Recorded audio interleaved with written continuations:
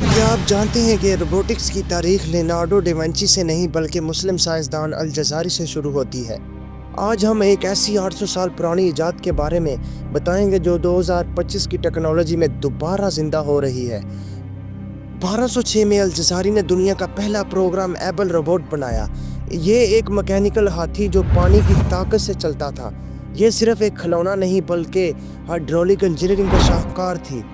اس میں automatic drums تھے جو موسیقی بجاتے تھے اور گھڑی کے اصول پر کام کرتا تھا۔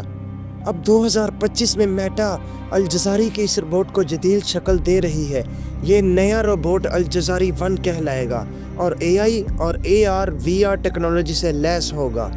یہ میٹاورس میں ورچوئل گائیڈ کے طور پر کام کرے گا اور اس منصوبے کو مکینیکل ایلیفینٹ کا نام دیا گیا ہے۔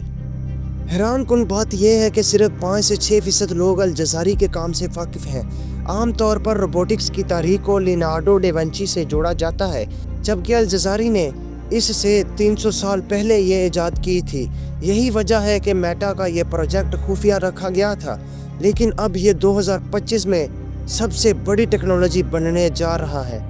الجزاری نے دنیا کا پہلا واٹر پمپ سسٹم بھی بنایا تھا اور ان کا میوزیکل آٹو میٹا بینڈ دراصل پہلا پروگرامیبل میوزک سسٹم تھا۔ اور 2025 میں ترکی میں الجزاری AI ہال آف فیم کھولا جا رہا ہے، جہاں ہولوگرام ٹیکنالوجی سے ان کی ایجادات دیکھی جا سکیں گی۔ کیا آپ جانتے ہیں الجزاری کی کتاب the book of the knowledge of engineering devices کو ناسا کے انجینئر نے بھی پڑھا ہے؟ یہ کتاب دراصل روبوٹکس کی پہلی انسائکلوپیڈیا ہے۔